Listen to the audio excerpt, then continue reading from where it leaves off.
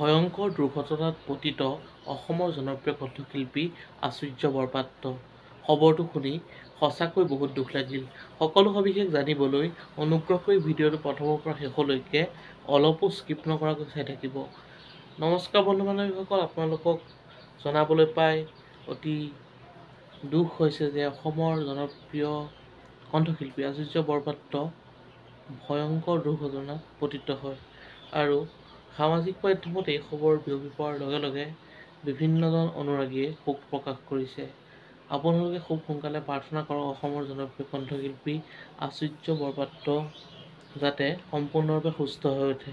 উল্লেখযোগ্য যে সংগীতানুষ্ঠান কৰি উভতি অহাৰ পথত অসমৰ জনপ্ৰিয় কণ্ঠশিল্পী আচুৰ্য বৰপাত্ৰ বাহনখন দুৰ্ঘটনাগ্ৰস্ত হয় আৰু এই খবৰ সঁচাকৈ বৰ দুখ লগা।